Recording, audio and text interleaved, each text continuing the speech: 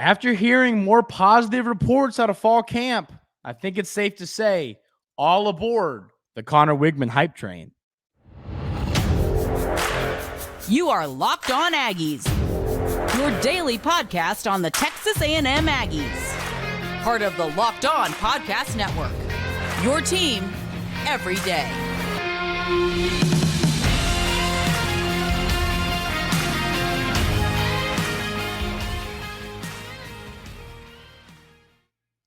Welcome on into Locked On Aggies. I'm your host, Andrew Stefaniak. Thanks for making Locked On Aggies your first listen every single day. It is time to hop on the Conner Weigman hype train. We heard that at the scrimmage on Saturday, he threw for a ton of touchdowns, had more touchdowns than incompletions, and just looked all around ready to rock and roll for the start of the 2023 football season. Now, was I there to see that? Of course not. This is just reports. This is the eye test. This is, I'm not able to give it the eye test. I wasn't there. Media wasn't allowed in this. This is just what we're hearing out of this scrimmage was that Conner Weigman stole the show and looked dominant.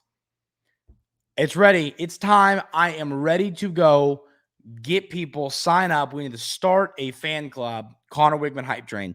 It's time. What made me want to talk about Conner Weigman and the offense as a whole a little bit today was I saw a list from 24/7 Sports that ranked the top 7 offenses in the SEC. And Texas A&M was not listed. Now, I get it. Some journalists, I guess, like to be safe. They don't like to be bold. You take the safe route. Looking at this top 7 list, let's run through it. Georgia, Tennessee, Bama, LSU, Ole Miss, Arkansas, South Carolina. I feel very confident saying that this Texas A&M offense will finish the season top 5 in the SEC. The Aggies are going to have a top 5 in the SEC offense. That is that's not bold to me. You know what I mean? I think there's bold takes, bold opinions way out there. Outlandish takes. That's not one to me. I don't see saying Texas A&M is going to have a top 5 offense in the SEC as bold. I think saying it'll be top 3 in the SEC is bold, and I'm going to say it. I think Texas A&M, that's my bold take, my number one bold take for this offense. I think that this Texas A&M offense is going to finish top 3 in the SEC. We've talked about why. Those of you everydayers that are here every single day listening to Locked On Aggies, you know why I'm so high on this offense. I talk about Coach Petrino. I've talked about the offensive weapons you have. Coach Fisher can't stop raving on how good the offensive lines looked in fall. I mean, like the hype train around this Texas A&M team as a whole, offense as a whole, Conner Weigman, I mean, it's picking up steam. I get it. Early in the season, in the off season, people are down on Texas A&M. People didn't think the transfer portal period went great. Obviously, you got some guys, but you didn't bring in a ton. I don't think you really needed to. But, I've seen all of it. I've seen people weren't happy with how the transfer portal was used. People weren't, happy with who we lost to who we gained. And I don't get it. You look at this team, Conner Weigman, and like some of these teams, so Georgia, I'm not going to sit here and knock Georgia or Bama, or it's like, I can sit here and say, well, Beck, the quarterback over at Georgia, is unproven. It's tough to say that Weigman is proven. I mean, he obviously has had substantially more playing time than Beck has had. But the question is, what do you consider that he's had his fair enough time in the SEC to say that we know what he's got? I don't think you can say that about Conner Weigman yet. I think we've seen enough from Conner Weigman in live SEC football games to say we know this guy, worst case scenario, can be a game manager and win you football games. But I think his ceiling and his upside is way above game manager. I don't think game manager is where we want to see Conner Weigman this season. I think he's going to be better than that. So like I said, about the scrimmage this weekend, was I there? No, I wasn't there. I saw somebody tweeting about the scrimmage today, and somebody commented and was like, well, how do you know you didn't see? So, I wasn't there. I didn't see.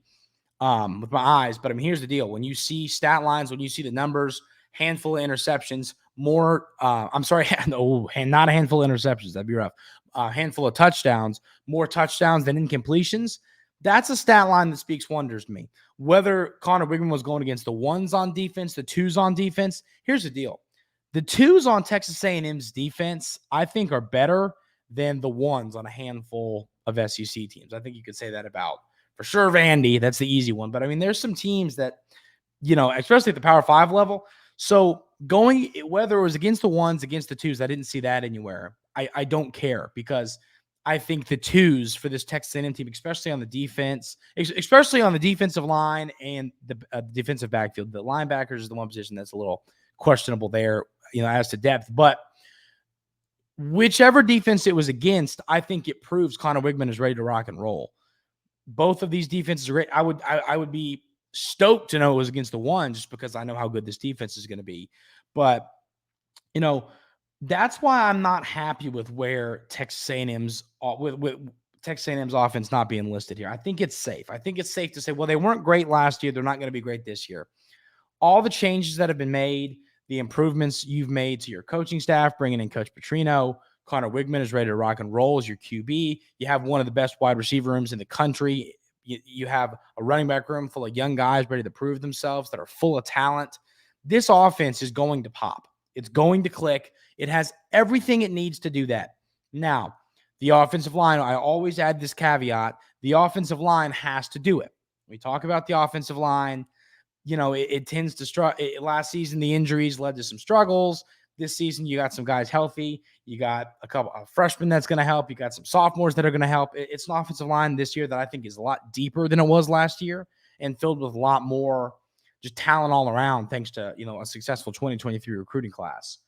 But I think that I've been excited about the season. I've been excited about what Conner Weigman is going to do for this Texas A&M offense. But, I mean, this scrimmage, hearing those reports, I think Conner Weigman is ready to just explode onto the scene. I think he is going to have a monster season. We'll talk about our friends over at FanDuel today. Hey, go see our friends over at FanDuel and put a future Heisman bet on Conner Weigman. We're sunshine pumping today, ladies and gentlemen, but it really feels warranted. This offense is going to click. I feel confident saying that, and I've been saying that for a while now, but hearing reports that this is happening, the offense is clicking. Coach Petrino is doing the right things. He's pressing the right buttons, calling the right plays, doing the right things. That is what I wanted to hear as we are now, a week and a half out from the start of the season, a little bit over a week and a half. We are almost at the start of the football season. The Aggies are hosting New Mexico really soon, and I think that this team is ready to rock and roll. The only real injury that you've sustained thus far is Donovan Green. I know Ruben Fothry's coming back from being a little banged up. You got a couple guys banged up. Max Wright was a little banged up, but he's still practicing. You're healthy and you're ready to rock, aside from losing Donovan Green for the season. This Texas A&M team is primed for a big-time season. It's just the talent's there. The coaching staff is there. I think the schedule, obviously I'm not stoked about having to play 3 of your hardest 4 games on the road. You don't love that, but they're winnable games. I don't think there's one game on this schedule that isn't winnable. I think you look at schedules for teams a lot and you're like, yeah, we're not going to go beat Georgia in Athens. I don't think Texas A&M has a game like that this season. They don't have a game where I look at it and I go, yeah, the LSU game is the closest thing to it, but they beat them last year. So I think this Texas A&M team is ready to click and is ready to just show the world what we have going on here in Aggie land. It's just, and I'm trying not to be overly positive about a report of a scrimmage that I didn't see, but I'm a big believer in stats don't lie, because they don't. If Conner Weigman is throwing good passes, that's all we've heard from Coach Fisher when he's taken the podium, is Conner Weigman has thrown good passes. He's making smart decisions. That was my biggest concern, was decision-making. After watching the spring game, watching that game 5, 10, 20, a million times over and over again, that was my concern for both the quarterbacks, Max Johnson and Conner Weigman, was decision-making. And everything I've heard every video I've seen, everything I've seen, reports out of fall camp tell me that Conner Weigman's decision-making has taken leaps and bounds in the right direction just in these last few months. So I think that's what I like to see. You like to see improvement. You like to see, okay, we struggled at this last year. We struggled at this in the spring. We have to get better at it for the season.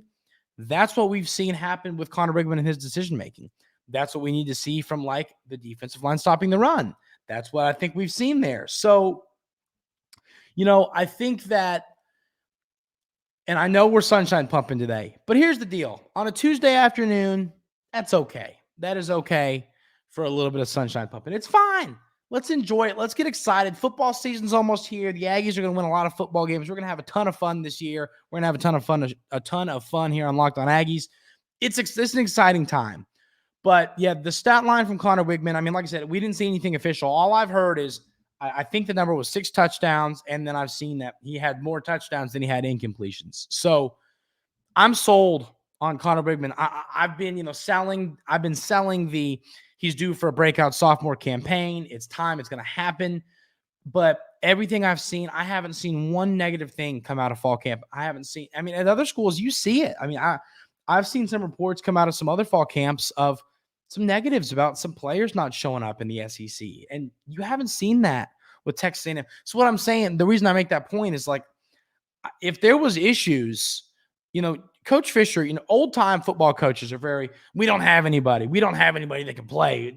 Our linebackers stink. Old-time football coaches are like that. They're willing to tell you what the problem is. Coach Fisher has only had positive things to say, and I believe him.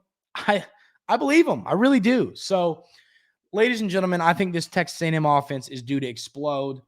My safe argument is that it's going to finish top 5 in the SEC, and my bold prediction is it will be a top 3 offense in the SEC, which will be like started from the bottom, now we're here, worst to best, switch up, thanks to the big leap Conner Weigman is going to take, the big leap Evan Stewart's going to take, and bringing in a historic offensive mind in Bobby Petrino.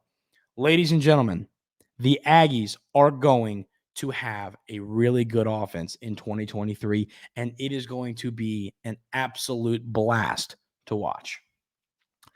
What is the best and worst case for this 2023 football season for the Aggies?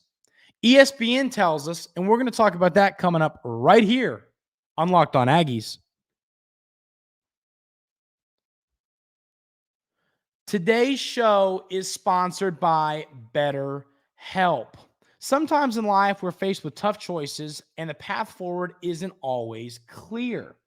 Whether you're dealing with decisions about career, relationships, or anything else, therapy helps you stay connected to what you really want while you navigate life, so you can move forward with confidence and excitement. Trusting yourself to make decisions that align with your values is like anything. The more you practice it, the easier it gets. BetterHelp is fully online. You can go and find a therapist to help you out with whatever's going on in life. It's a great service for those of us that are going through struggles in life, anything that might be going on. If there's a battle, you can face it, and BetterHelp can be what you need to help face issues in life or whatever you might have going on. So I think it's a great thing for people that if you're struggling, go check out BetterHelp because it's going to be there for you. Let therapy be your map with BetterHelp. Visit BetterHelp.com/LockedOnCollege today to get 10% off your first month. That's BetterHelp, HELP.com/LockedOnCollege.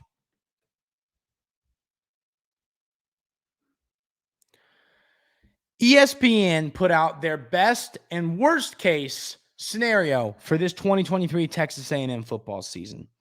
Their best case was a New Year's Six bowl game. Now, I will tell you this. I think a lot of the positivity I've been seeing when it comes to Texas A&M. I've talked about the ceiling is an SEC championship game appearance, and the floor is about 500, maybe 7-5. That's where they have their worst. ESPN has their worst case, but coming from a big time publication in ESPN, a New Year's Six bowl game, that is one of the highest praises I've seen the Aggies receiving from like national media, we've talked about how national media does not really love the Aggies right now, which I get. I've talked about it. I mean, you're 5-7 last year. You're a team that's been preseason ranked and kind of underperformed over these last few years. I get why national media is kind of scared to continue hyping up the Aggies. I mean, I understand it. So I think seeing, a New Year's Six bowl game listed as the best case scenario, do I think that's the best case scenario? No, I think that's like, if this is the best case scenario, I think that's like right here. Because here's the deal. I mean, if you go to an SEC championship game and lose, you're, more than likely you're going to be in a New Year's Six bowl game, not the playoffs. So I guess that kind of aligns with my best case scenario. But then again, you could also win the SEC championship and then you never know. But,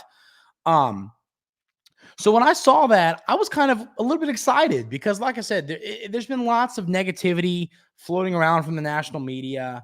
Not a lot of people are high on Texas A&M. Now, I know that they were preseason ranked, but I've talked about it. Like preseason ranked 23, which is what Texas A&M was, that's not where this team should be based off coaching staff and roster to me. I mean, that is underrated, which I'm not saying they don't deserve. I understand it.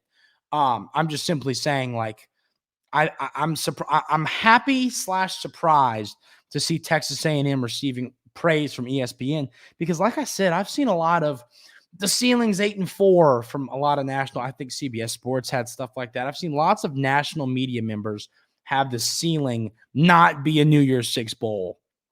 So seeing that from ESPN, I think that kind of, is a great example of what we just got done talking about. We just got done doing our sunshine pump for the week. And I think this kind of adds to it because, it shows you that I think people are picking up steam on the love for the Aggies. And right here, it talks about Petrino showed time and time again, whether at Arkansas or Missouri State, he can score points. With Conner Weigman at a quarterback and a talented group of receivers, Naismith, Evan Stewart, and Moose Muhammad, the pieces to succeed are there. We've talked about it. It is about clicking. That's what we talk about all the time here on Locked On Aggies. It is about clicking. The pieces are there. The coaching staff is there. But everything does have to click. That is why, I wish I would have said this in segment 1, but that is kind of why I'm excited about what we heard from the scrimmage with Conner Weigman. What we heard is that, it is that it's clicking for him. That's what I want to hear. I want to hear that things are clicking for him. If things click, the sky is the limit for this team. If they don't click, that's when we start to have concerns. Now, a lot of it, too, is going to flow through this offense. Through this offensive line. What is this offensive line going to do this season? I hate, and I know we've talked about this a little bit recently, I hate having to put everything down on one position group, but goodness, does it feel like if this offensive line is great, this team will be great. If it's bad, this team will be bad. And there is no middle line to that. I mean, it is here, option A, option B. There is no option C with, there's no, they're okay. So the team's okay. I mean, I think this offensive line is great and we're great, or they're bad and we're bad. I don't know if there's much middle ground to that. It's just, you have to be able to give Conner Weigman time. You have to be able to create holes for Amari Daniels, Le'Veon Moss, Reuben Owens. You have to give those guys space to run. You got to give your quarterback time to get the ball to the talented receivers and the talented tight ends he has. So that's a big question mark here. And like I just got done talking about, all Coach Fisher's had to say is positive things about this offensive line. We heard Trey Zune come up and talk to the media. All he had to say was positive things about his unit and what they're looking like.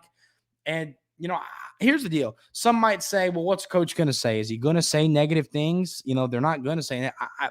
I don't think that's a bad take. I agree there. But at the end of the day, coaches do talk about their concerns. They talk about, we need to get better at this. And if Coach Fisher was worried about the offensive line or had any concerns, I think he would address them. So the fact that he has only had positive things to say, and not just about the guys we think are going to start, some other guys, Martin Naboo, Chase Basantis, who we're going to talk about them here in a little bit, all he's had to say is positive things about this roster, about this offensive line as a whole. So that's the best case scenario. Now they have the worst case scenario. A 500 season would be a disaster, but can we really rule it out after last year? There's no reasons the Aggies should have losses to There's no reason the Aggies should have lost to Appalachian State, but they did. Ouch. And for all the possibilities of Petrino calling plays, how sure are we that it'll work? Fisher seems reluctant to completely step away. So obviously we know that that's been put to bed. We know that's put to bed. So the worst case scenario, I agree that it's probably 6-6 or 7-5. I mean, that is worst case scenario. But I don't think we're going to see it happen. I just don't. And of course, they want to talk about hot seat. If you lose to Miami, you lose to Auburn, do you see the seat start to warm up? I'm tired of having that conversation simply because I don't think we're going to see it play out. I think this team is going to come out, prove people wrong, prove to everybody why Texas A&M belongs, why Coach Fisher belongs, why Coach Petrino is one of the best offensive minds in college football. So, yes, is that the worst case scenario? If the offensive line doesn't click, if the defensive line can't, or if the defense can't stop the run, yeah, I think 500 or 7-5, maybe with a bowl win or a bowl win or a bowl loss is really the worst case scenario for this team. I mean, no one's going to be happy. I know all of you listeners are not going to be happy with the 7-5 season. I'm not going to be, because here's the deal. With this talent, that is a failure. That is a failure with this talent. We all know that. So you have to figure it out this year, and I think it's going to happen. So that is enough of our positivity for the day. But we do have a little bit more positivity coming up in segment 3 because we are going to talk about the biggest surprises of fall camp coming up right here on Locked On Aggies. But first, I want to talk about our friends over at FanDuel. Football season is about to kick off, and FanDuel is giving you the chance to win all season long. Because right now, when you bet on the Super Bowl winner, you get bonus bets every time they win in the regular season. Just pick any team to win the Super Bowl, and you'll get bonus bets for every win. You can use those bonus bets on spreads, player props, over-unders, and a ton more. I love doing the props for NFL football. I think that's fun. Will CeeDee Lamb have more than 6.5 receptions? Hammer the over. I got CeeDee Lamb in a fantasy draft. Very happy about that. Think he's going to have a big season. Looking forward to that. That'll have to be a segment one day, is who I've been drafting in fantasy. But ton you can bet on over at FanDuel, and it is a ton of fun. It makes NFL football and college football so much more enjoyable when there's something on the line. So visit FanDuel.com/LockedOnCollege and start earning bonus bets with America's #1 sportsbook. That's FanDuel.com/LockedOn. Fall camp is pretty much wrapped up. I mean, it's Tuesday, which means you got the rest of this week, and then the start of next week is prep for New Mexico. That's you're watching your film, you're mapping out your plays like Coach Petrino talked about. That's when you're doing all that stuff. So fall camp to me is pretty much done. I think the coaching staff, we don't know who's going to start. We don't know the two deep yet. The coaching staff, I think, does. I think that, I don't know what they would have to decide in these next 4 days. I feel like everything's pretty much, the coaching staff knows what they want to do. We don't quite know yet, but the coaching staff does. So now it's kind of, to recap it a little bit, what were the biggest surprises from fall camp? For me, number one, we've talked about it a little bit over these last few weeks, but it's the cornerback room. Javon Thomas kind of having this big leap onto the scene in this true freshman season. What's the deal with Tony Grimes and Sam McCall? Who's going to start? Who's going to be the guy? We expected, I fully expected, I expect this cornerback room to be Tony Grimes and Tariq Chappelle when we started, kind of the offseason conversation. And now that we're getting close and Josh DeBerry's kind of creeping up into this race, Javon Thomas is big into this race, Grimes and McCall are still there. That's been my biggest surprise thus far, just because I was high on Tony Grimes. I know we've discussed this, but it's like I was high on Tony Grimes. I was fully expecting him to have a big season, to kind of secure himself as a future NFL pick. So what's his role going to be if Javon Thomas or Josh DeBerry takes over? Now, you got to look at this, the flip side of this, look at this as a positive. If Josh DeBerry takes over this spot, or if Javon Thomas takes over this spot, all that means is that they outplayed a former 5-star and handful of year starter at the Power 5 level. That's what that means. So if Thomas or DeBerry wins this job, you know that they're just playing dang good football. And if they don't, I feel good about what Tony Grimes and Sam McCall bring to the table. So this secondary as a whole and this secondary as a whole and this cornerback room is in a good spot. I'm looking forward to see what that looks like. The other big surprise for me has been Mark Naboo working in at the guard spot. We felt pretty good about Cam Dewberry being the guy. Now, I know they were mixing in and out with the reps at once, but it's like, so Chase Basantes, we've talked about the positives we've seen from him. He's kind of been great, taking big steps forward and leaped onto the scene. And he's getting a lot of preseason praise from different publications, different outlets. He's on the preseason this list, the preseason that list. So, All-American preseason. He's on all these different preseason lists. So there's a lot of positivity that we are seeing kind of coming out from this offensive line. The young guy and Chase Basantes, and still the young guy and Mark Naboo. I mean, if Mark Naboo takes over, beats out Cam Dewberry, maybe beats out for one of the two guard spots, that just means he's playing well and he's impressing the coaching staff. So I think these have been the two biggest surprises. I would have said another one would have been Jake Johnson taking reps from Donovan Green early in the fall, but then of course, Donovan Green goes down with the injury to where that's kind of just part of where we're at now. So there's definitely been some surprises, and I am absolutely anxious and giddy to see who the starters are for this Texas A&M team. We should have a 2-deep within the next few days. I'm looking forward to that. It'll be a ton of fun to break down, talk about surprises. Who are we not surprised about? I'm really looking forward to breaking all that down. So lots to be excited about. Conner Weigman is looking great. Best case scenario from ESPN has the Aggies in a spot I think many can be happy with. Texas A&M football is in a good spot right now, and I think this season is going to bring us fans a ton of joy. That is going to do it for today's episode of Locked On Aggies. Thank you so much for tuning in. Have a absolutely amazing rest of your day today, and we will see you tomorrow.